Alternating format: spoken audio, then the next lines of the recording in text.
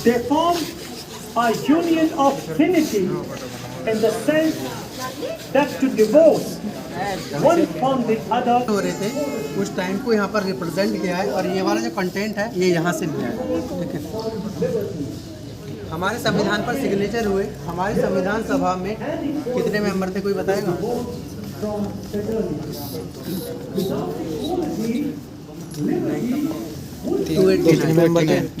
289 members थे, लेकिन जो सिग्नेचर हुए हमारे संविधान पे वो 284 मेंबर्स के सिग्नेचर हुए जी। तो उस टाइम के कुछ फेमस और फर्स्ट लीडर हैं, जैसे ये राजकुमारी अमृत कौर, ये फर्स्ट हेल्थ मिनिस्टर थे। अभी के जो हम एम्स बने हुए देखते हैं, एम्स बनाने में इनका सबसे बड़ा योगदान रहा है। Rajkumari Amrit Kaur first health minister, Maulana Abul Kalam Azad first education minister, Baba Saheb first law minister, Pandit Nehru first prime minister, Sardar Patel first home minister, Babu Jagjivan Ram ji हैं वो, Babu Jagjivan Ram ji first labour minister, और ये Sardar Baldev Singh first defence minister.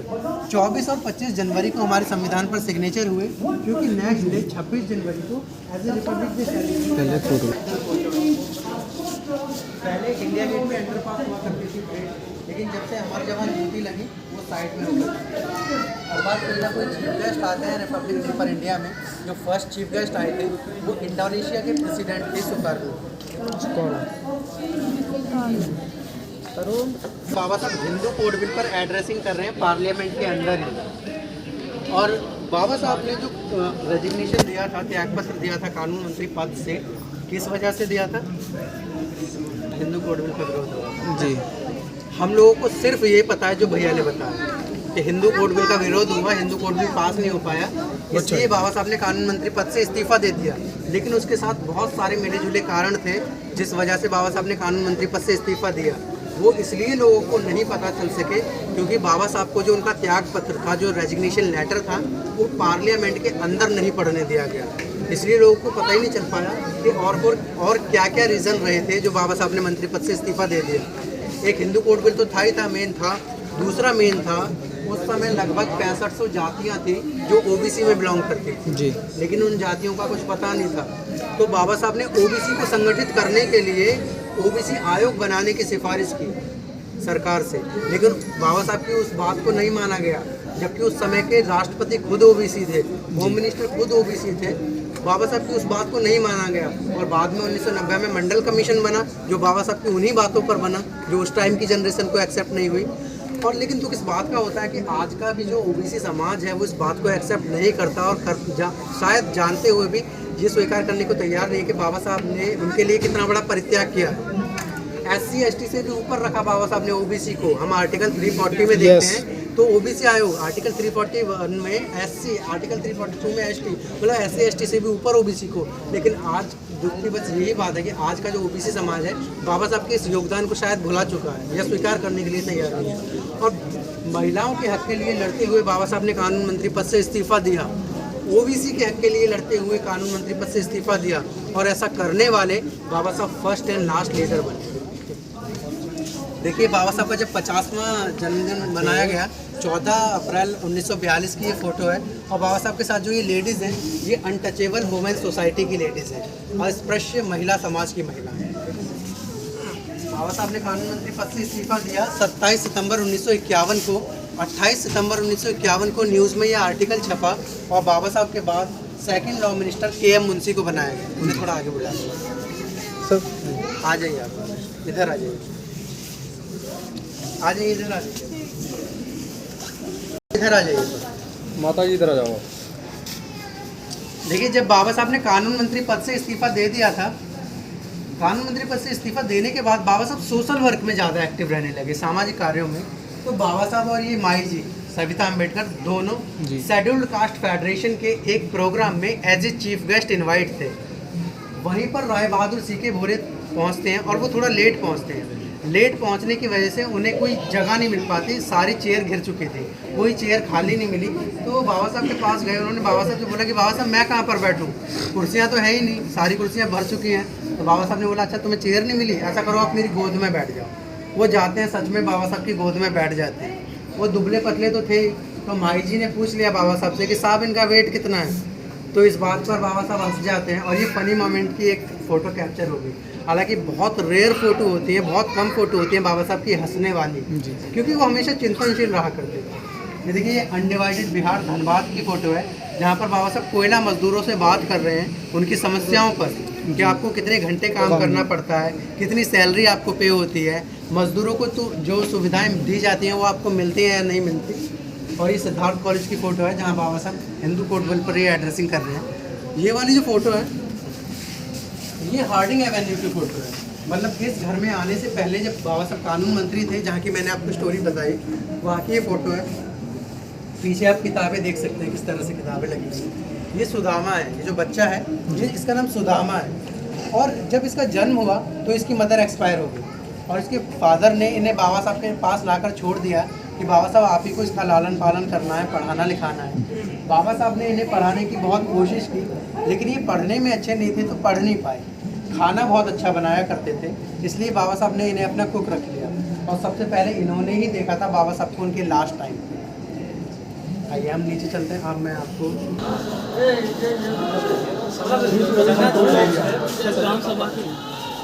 ऐसा चलते रहा ना, नहीं जाओ मत दिया था हमारे वीडियो लगे हो जाओ।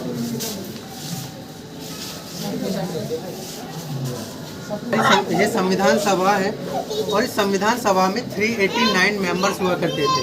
ठीक है, 389 मेंबर्स इसलिए क्योंकि उस समय भारत की जो जनसंख्या थी लगभग 39 करोड़ जनसंख्या थी, और 10 लाख की जनसंख्या पर एक कैंडिडेट को इलेक्ट किया गया।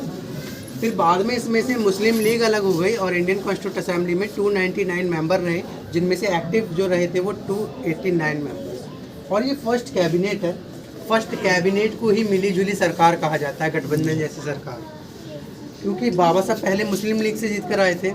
बाद में जब मुस्लिम लीग अलग हो गई, पाकिस्तान बन गया, तो बॉम्बे प्रेसिडेंसी से वो सेपरेट जीत कर आए, निर्दलीय जीत कर आए। बाकी ये कांग्रेसी हैं, और ये श्यामा प्रसाद मुखर्जी जो जनसंघ और बीजेपी के फाउंडर कहे जाते हैं, इसलिए इसे मिली जुली सरकार कहते हैं। देखिए, जो मोस्ट इम्पॉर्टेंट क्वेश्चन यहाँ पर पुट अप होता है, और होना भी चाहिए, कि why doctor Ambedkar for writing the constitution of India, Baba Saheb को ही संविधान लिखने के लिए क्यों चुना गया, जबकि उस समय के जो लोग थे, लीडर्स थे, कांग्रेसी लीडर्स थे, वो ये चाहते थे कि हम अपना संविधान ब्रिटेन या अमेरिका के जो संविधान शास्त्री हैं, जो कॉन्स्टिट्यूशन एक्सपर्ट हैं, उन्हें बुलाएं और उन्हीं से अपना संविधान लिखवाएं।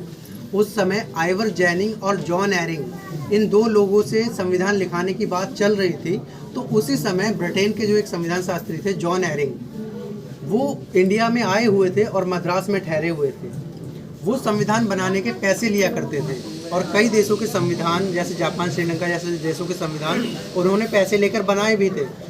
तो नेहरू जी ने अपने पीए को भेजा उनके पास, बोले आप जॉन एरिंग के पास जाओ, उनसे कहो वो हमारा भी संविधान लिखे, और चाहे जितना भी वो चार्ज बोलें, उनसे कहना हमारी गवर्नमेंट आपको डबल पे करेगी। इस तरह का लालच दिया गया। तो जब जॉन एरिंग से जाकर मिलते हैं नेहरू जी के पीए, उन्होंने कहा कि हमारी गवर्नमेंट ने प्रपोज़ किया है कि आप हमारा भी संविधान लिखिए, और जो भी आपका चार्ज होगा हमारी गवर्नमेंट आपको डबल पे करेगी उसका। तो पहले तो जॉन एरिंग इस बात पर बहुत हंसते हैं, फिर बहुत नाराज़ हुए और नेहरू जी के पीए में फटकार लगाते हैं। वो कहते हैं तुम मुझसे अपने देश का संविधान लिखाने आए हो, जबकि तुम्हारे खुद के देश के पास इतना बड़ा कोहिनूर हीरा है, जो इतना बड़ा अर्थशास्त्री है, दर्शन शास्त्री है, समाज शास्त्री है, मनोविज्ञानी है, मानव विज्ञानी है, विलक्षण प्राणी है, जिसने कोलंबिया में रहते हुए विभिन्न देशों के संविधानों को पढ़ लिया। वो इतना बड़ा संविधान शास्त्री है कि जिससे उल्टा हम लोगों को हेल्प लेनी पड़ती है। जो खुद तुम्हारे देश का ज्ञाता है, तुम उसे छोड़कर मुझसे अपने देश का संविधान लिखाना चाहते हो। जब ये बात सुनकर वापस नेहरू जी के पीए जाते हैं और उन्हें बताते हैं कि उन्होंने हमें इस तरह से फटकार लगाई है, तो वास्तव में पूरी संविधान सभा में बाबा साहब जितना शिक्षित व्यक्ति कोई नहीं था। उस समय भी नहीं था, इवन आज भी कोई नहीं है। बाबा साहब मजबूरी बन जाते हैं उन लोगों की कि सेकंड ऑप्शन कोई मिलता नहीं है बाबा साहब जितना शिक्षित। मजबूरी बन गई उन लोगों को, मजबूरन ये सजेस्ट करना ही पड़ा कि भारत में एक ही ऐसा व्यक्ति है जो इस काम को कर सकता है, वो है डॉक्टर अम्बेडकर। तो बाबा साहब को इस काम के लिए चुना गया, और बाबा साहब को ड्राफ्टिंग कमेटी का चेयरमैन अपॉइंट किया गया। ये बाकी जो मेंबर में दिख रहे हैं, कहने भर के सहयोगी हैं जी। इनमें से क्या होता है, किसी की डेथ हो गई, कोई रिजाइन करके विदेश चला गया, कोई बिजनेस की वजह से विदेश चला गया, कोई काम पर ही नहीं आ पाता था टाइम से। कभी कभार तो ऐसा होता था जब संविधान सभा की बैठक होती थी तो ड्राफ्टिंग कमेटी से सिर्फ बाबा साहब ही पहुंच पाते थे, बाकी सब गोल रहते थे। जबकि बाबा साहब खुद भी बीमार रहते थे, डायबिटीज़ के वो पेशेंट थे, हार्ट के पेशेंट थे, अनिंद्रा के पेशेंट थे। फिर भी उन्होंने अपने त्याग, परिश्रम और मेहनत से हमारे संविधान को आकार दिया और भारत का संविधान विश्व का सबसे बड़ा लिखित संविधान बना। 26 जनवरी को हमारा संविधान लागू हुआ, उसी के साथ भारत विश्व का सबसे बड़ा लोकतंत्रात्मक गणराज्य बन गया। संविधान बनने की जो कॉस्ट आई थी, जो खर्चा आया था, उसकी अगर हम बात करें तो संविधान बनने की कॉस्ट अगर एक राउंड फिगर में हम मोटा मोटा बात करें तो लगभग 64 लाख रुपये। लेकिन उसका एक्चुअल अमाउंट जो मैंने पढ़ा है 63 लाख 63,96,729 रुपये। 96,000 ओरिजिनल नहीं है, क्योंकि हमारा ओरिजिनल जो कॉन्स्टिट्यूशन है, ओरिजिनल जो कॉपी है संविधान की, वो पार्लियामेंट के सेंट्रल हॉल में हीलियम बॉक्स के चैम्बर में रखा हुआ है, जिससे कि हमारा संविधान लगभग 1000 साल तक वैसे का वैसे ही।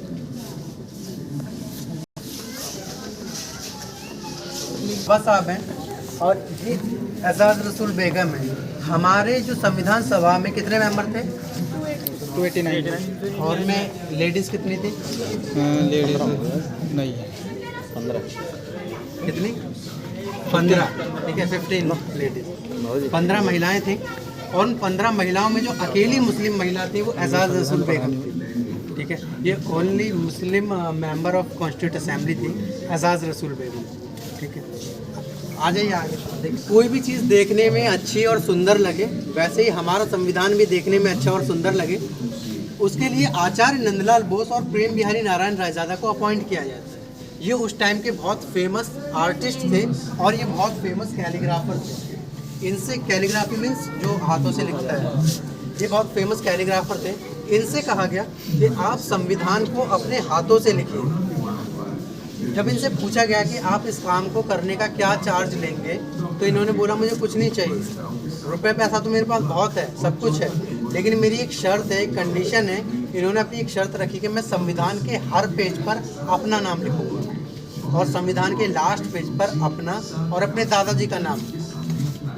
वास्तव में शर्त बहुत हार्ड थी, लेकिन सरकार ने पूछा कि चलो अपने नाम तक ठीक है, अपने दादाजी का नाम क्यों? इन्होंने बोला कि जो मैंने टैलेंट सीखा है कैलीग्राफी का, वो अपने दादाजी से गेन किया।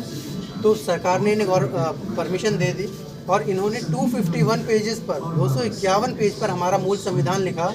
और 251 पेज लिखने में जो पेन यूज़ हुए, 251 पेज लिखने के लिए 432 कलम का यूज़ किया गया, ठीक है। आज इनकी ओरिजिनल हैंडराइटिंग हम ये देख पा रहे हैं, ये इनकी ओरिजिनल हैंडराइटिंग है, जिसे इटैलिक स्टाइल कहा जाता है। और इनकी हैंडराइटिंग का जो फॉन्ट है, इटैलिक फॉन्ट, वो आज कंप्यूटर के MS वर्ड में मौजूद है जी।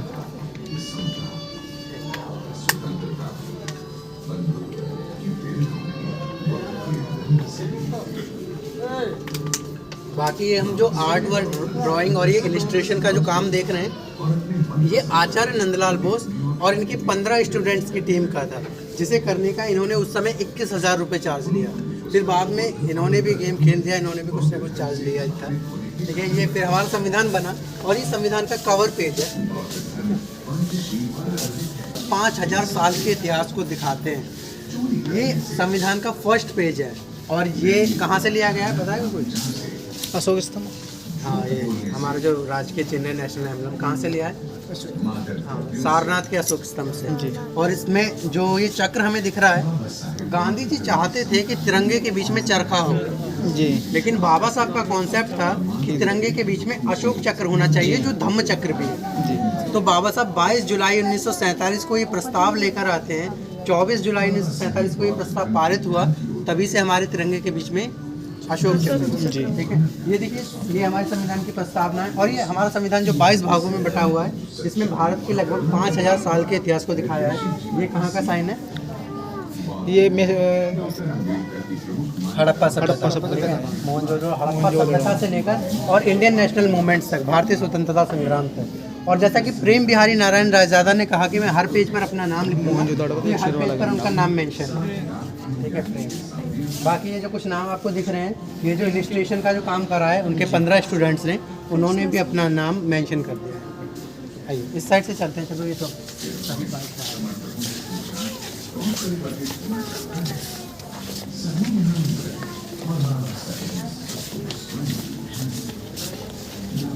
जब हमारा संविधान बनकर तैयार हो गया पूरी तरह से, फिर उसे हैंडओवर किया गया हमारे first president of India doctor Rajendra Prasad को, ये उस समय को यहाँ पर दर्शाया है। ये सरदार पटेल हैं, ये बाबा साहब, पंडित नेहरू, ये डॉक्टर राजेंद्र प्रसाद, ये मौलाना अबुल कलाम आज़ाद, और ये कौन है वही बताए? ये Rajagopalachari, first and last Indian governor general. First and last इसलिए क्योंकि उससे पहले हमारा कॉन्स्टिट्यूशन इम्प्लीमेंट नहीं था, फिर जब संविधान इम्प्लीमेंट हुआ तो गवर्नर जनरल की जो पोस्ट थी वो डिसमिस हो गई। कल इसमें जो इस पोर्शन में जो हम घूम रहे हैं, यहाँ पर इतनी नॉलेज है उसमें कि अगर कोई पीएचडी करे तो पीएचडी की लगभग 2 थीसिस यहाँ से कंप्लीट हो सकती है। ठीक है, ये इंटरेक्टिव टेबल है, एक साथ 16 फैमिली यहाँ पर विजिट कर सकती है, हिंदी इंग्लिश दोनों में है।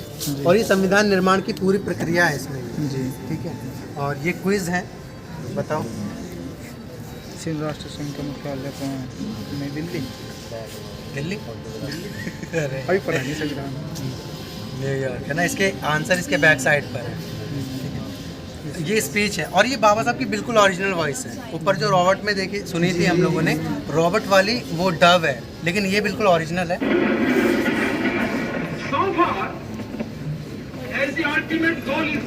जो संविधान सभा में उन्होंने speech the. I think none of us need have any apprehension. None of us need have any doubt.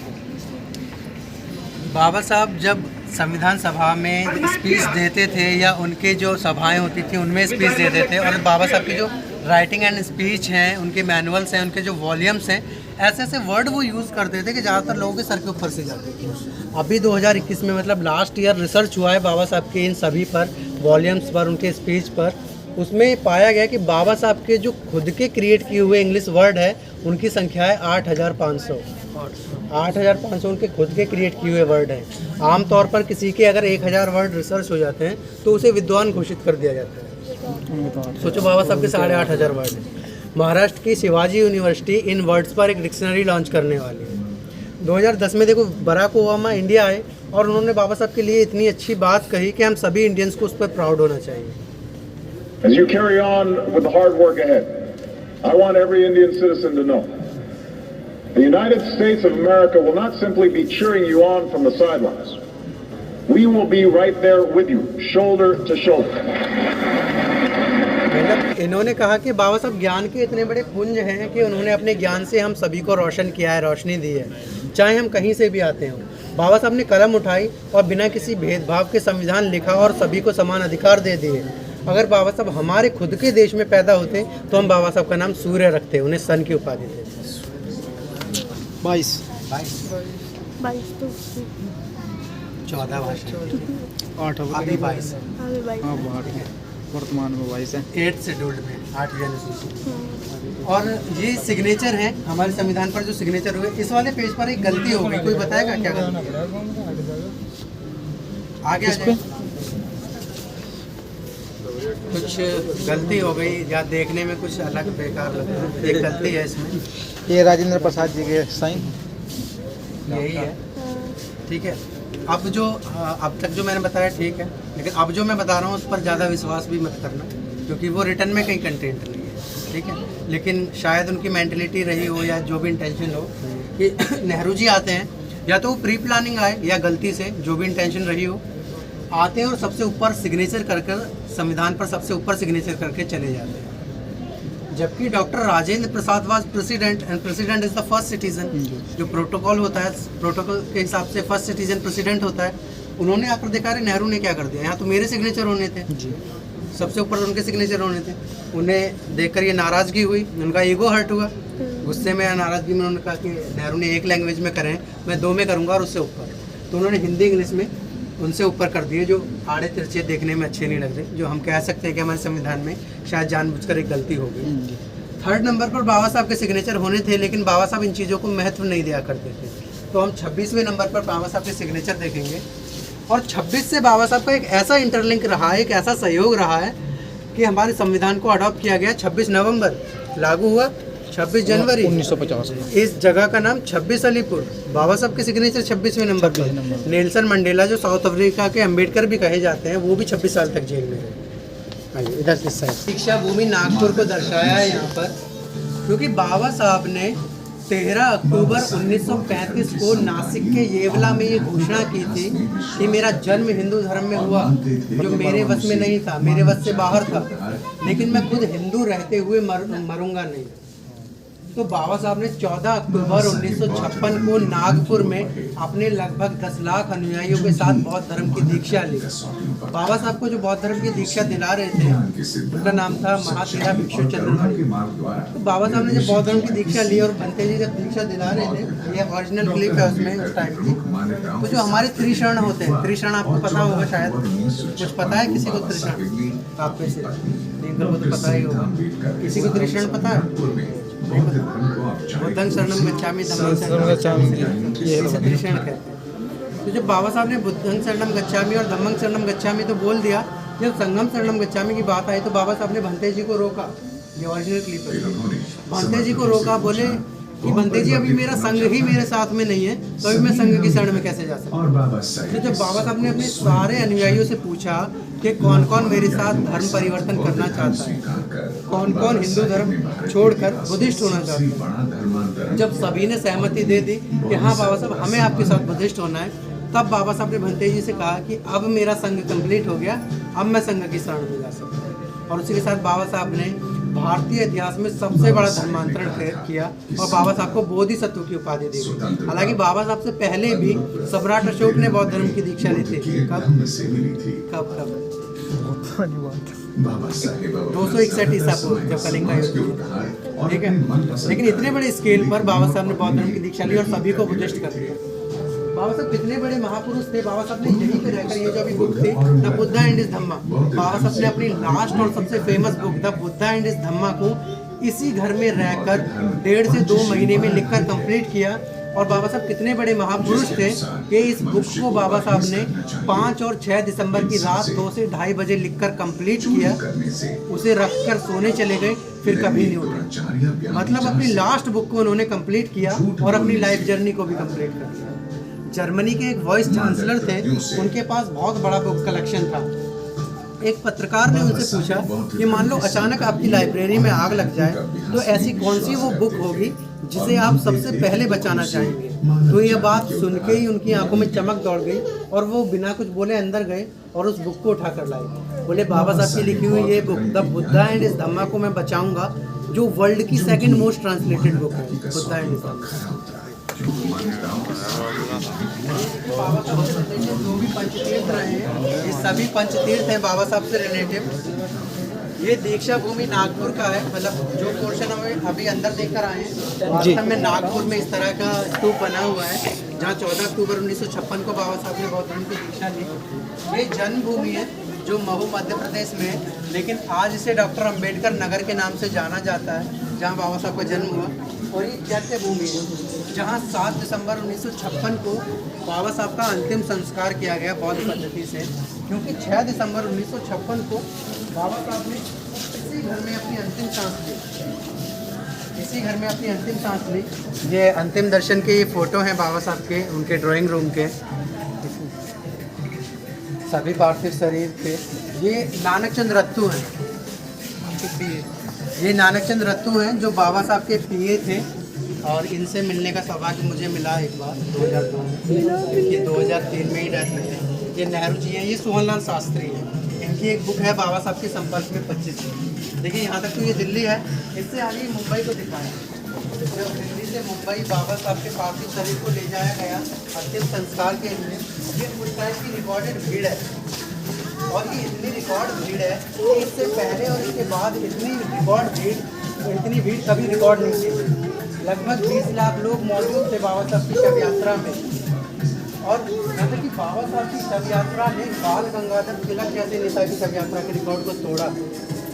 लेकिन दुख इस बात का होता है कि बाबा साहब जैसे महान व्यक्तित्व को उनके जीते जी तो छोड़िए, उनके निर्माण के, उनके निधन के भी 34 साल बाद भारत रत्न हुए, आफ्टर 34 ईयर्स। ये माई जी हैं जो बाबा साहब की सेकंड वाइफ हैं, और ये तत्कालीन राष्ट्रपति हैं आर वेंकट रमन। बाबा साहब का भारत रत्न उन्हें देते हुए, बाबा साहब का भारत रत्न आज भी सिम्बायोसिस यूनिवर्सिटी पूना में सुरक्षित रखा हुआ है, क्योंकि सिम्बायोसिस यूनिवर्सिटी बाबा साहब के लैंडफॉर्म पर बनी हुई है।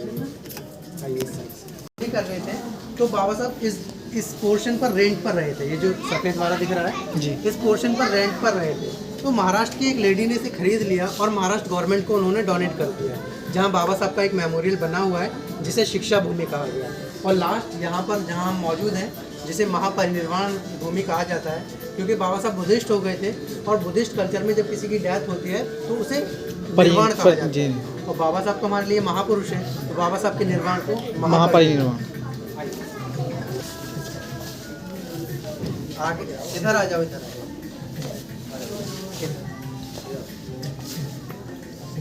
आगे सब देखिए, ये लाइब्रेरी थी बाबा साहब की। और अभी ना आप थोड़े फोटो वगैरह भी ले लेना, थोड़ा सुनना। ये लाइब्रेरी थी बाबा साहब की इसी जगह जहाँ सेम लाइब्रेरी क्रिएट करी गई है। देखिए लंदन में एक जगह है, शायद आपने सुना भी हो, मैनचेस्टर।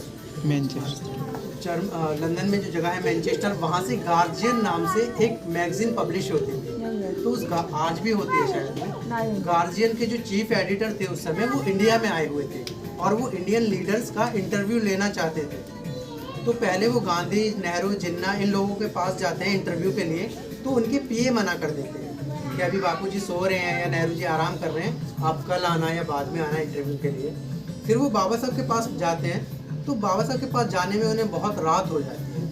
तो इतनी रात में भी बाबा साहब अपनी स्टडी में लगे हुए थे, जागकर अपना काम कर रहे थे, पढ़ाई कर रहे थे। तो बाबा साहब के जो पीए थे नानक चंद रत्तू, उन्होंने मना कर दिया कि अभी बाबा साहब बिजी हैं अपने काम में, आप कल आकर इंटरव्यू ले लेना। तो फिर अगले दिन, अगली सुबह भी वो पहले गांधी, नेहरू, जिन्ना इन लोगों के पास ही जाते हैं इंटरव्यू के लिए। तो वो सेम बात रिपीट होती है कि बापू जी अभी सो रहे हैं, नेहरू जी आराम कर रहे हैं, आप कल आना या बाद में आना। फिर वो बाबा साहब के पास जाते हैं और बाबा साहब के पास जाने में उन्हें अगले दिन भी बहुत रात हो जाती है। लेकिन बाबा साहब ने उन्हें प्रॉमिस किया था कि वो इंटरव्यू देंगे। तो उन्होंने नॉक किया दरवाज़ा और बाबा साहब नहीं खोला। वो शॉक हो गए इस बात को देखकर कि आज भी इतनी रात में हम आए और बाबा साहब आज भी इतनी रात में भी अभी भी अपनी स्टडी में लगे हुए हैं। तो पहला क्वेश्चन बाबा साहब से यही करते हैं कि डॉक्टर साहब, हम जब भी गांधी, नेहरू, जिन्ना इन लोगों के पास गए, वो हमें हमेशा आराम करते हुए और सोते हुए मिले। हम जब भी आपके पास आए रात में ही आए, लेकिन आप इतनी रात में भी हमें जागते हुए और काम करते हुए मिले। तो बाबा साहब ने बहुत अच्छा जवाब दिया। उन्होंने कहा कि गांधी, नेहरू, जिन्ना इन लोगों का समाज अभी जागा हुआ है, इसलिए वो सो रहे हैं या आराम कर रहे हैं कोई फ़र्क नहीं पड़ता, लेकिन मेरा समाज अभी सोया हुआ है, इसलिए मुझे जागकर उन्हें जगाने का काम करना पड़ रहा है। ये जो हम घड़ी देख रहे हैं, ये घड़ी की बात शायद आप में से ज़्यादातर को भावुक कर जाए, क्योंकि ये घड़ी हमें बताती है कि बाबा साहब अब हमारे बीच नहीं रहे। इस घड़ी में जो टाइम हो रहा है अर्ली मॉर्निंग 5:40, सुबह 5:40, जो हमें बताता है कि बाबा साहब हमारे बीच नहीं रहे। क्योंकि जैसा कि मैंने आपको बताया कि बाबा साहब ने अपनी सबसे लास्ट और famous book the Buddha and his Dhamma को 5 और 6 दिसंबर की रात 2 से 2:30 बजे लिखकर कंप्लीट किया था। उस समय बाबा साहब के साथ नानक चंद रत्तू भी मौजूद थे, जो उनके पीए थे। बाबा साहब ने जब वो बुक लिखकर कंप्लीट कर दी, नानक चंद रत्तू से बोला कि अब रत्तू काम कंप्लीट हो गया, काम खत्म हो गया, जाओ आप भी आराम करो, मैं भी सोने जा रहा हूँ। तो नानक चंद रत्तू का घर यहाँ से थोड़ी दूर था, करोल बाग। नानक चंद लगभग जहाँ हम खड़े हैं यही लोकेशन रही होगी, क्योंकि ये लाइब्रेरी थी तो यही लोकेशन रही होगी। नानक चंद रत्तू ने अपनी साइकिल उठाई और मेन गेट तक पहुँच पाए थे, जहाँ से आपने एंट्री ली है। मेन गेट तक पहुँच पाए कि उनकी साइकिल पंचर हो गई। लेकिन इस बात के इंडिकेशन को कौन कैसे समझ पाता कि बाबा साहब उन्हें कभी नहीं मिलेंगे या हमेशा के लिए चले जाएंगे। वो अपनी पंचर साइकिल लेकर पैदल ही अपने घर चले जाते हैं। तो जब सुबह का टाइम होता है, सुबह के टाइम में जो हमने ऊपर सुदामा को देखा था, जो बाबा साहब के कुक थे जी, अब वो हमेशा की तरह चाय नाश्ता लेकर आते हैं, उन्हें भी क्या पता था। वो चाय नाश्ता लेकर गए बाबा साहब के ड्राइंग रूम में। उन्होंने जाकर देखा कि बाबा साहब की बॉडी में कोई मूवमेंट नहीं है, बाबा साहब एकदम शांत थे। वो रोते हुए घबरा कर बाहर आए और माई जी को बताया। माई जी ने रोते हुए नानक चंद रत्तू और नेहरू जी के पास फ़ोन किया। नानक चंद रत्तू फिर दौड़े हुए आए। उन्होंने जब वापस आकर देखा कि वास्तव में बाबा साहब की बॉडी में कोई मूवमेंट नहीं है, बाबा साहब एकदम शांत है और हमें छोड़कर जा चुके हैं। जब नानक चंद रत्तू ने बाहर आकर रोते हुए ये ऑफिशियली अनाउंस किया कि बाबा साहब हमारे बीच नहीं रहे, उस समय जो टाइम रिकॉर्ड किया गया वो अर्ली मॉर्निंग 5:40। रियल टाइम क्या रहा होगा वो किसी को नहीं पता। ठीक है, नानक चंद रत्तू ने ये अनाउंस किया ही था कि बाबा साहब हमारे बीच नहीं रहे। सामने से सोहनलाल शास्त्री आते हुए उन्हें दिखते हैं और दोनों एक दूसरे से लिपट कर इतना रोते हैं कि वो बाबा साहब के ऊपर गिर जाते हैं। बाबा साहब के पैरों पर वो गिर गए और अपनी बुक बाबा साहब के संपर्क में 25 वर्ष में वो लिखते हैं कि हम अपनी पूरी ज़िंदगी में इतना कभी नहीं रोए जितने कि अपने पिता समान पिता तुल्य बाबा साहब के लिए का क्या था टॉबी और इसका नाम यहाँ पे मोहिनी था। इसका बाबा साहब से और बाबा साहब का इससे इतना लगाव रहा कि बाबा साहब का निर्वाण हुआ 6 दिसंबर को, 7 या 8 में इसकी भी डेथ हुई। ये जो स्टैचू हमें दिख रही है ये पीपल्स एजुकेशन सोसाइटी ने बाबा साहब को गिफ्ट की है, ठीक है। तो ये बाबा साहब के टाइम की है और ये उसकी प्रतिकृति के रूप में यहाँ पे बनाया हुआ है।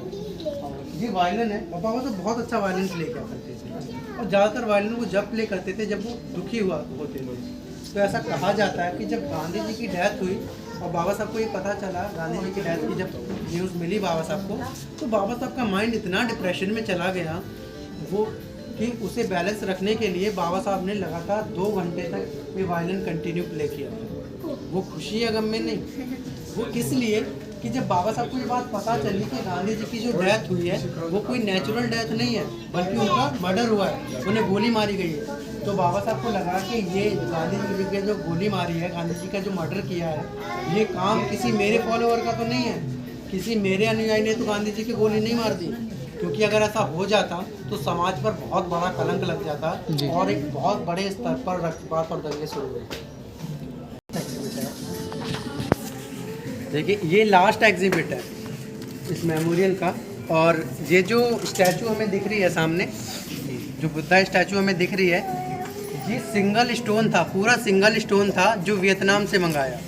और इसी जो तराशा है यहाँ पे बुद्ध प्रतिमा के रूप में, ये राजस्थान के कारीगरों ने तराशा है, ठीक है। ये मेडिटेशन हॉल है और बाबा साहब का जो ड्राइंग रूम था जहाँ बाबा साहब ने अपनी अंतिम सांस ली, वो भी लगभग यहीं पर लोकेट था। तो ये मेडिटेशन हॉल है। बाकी मेरी गाइडिंग कंप्लीट हुई यहाँ पर, ठीक है।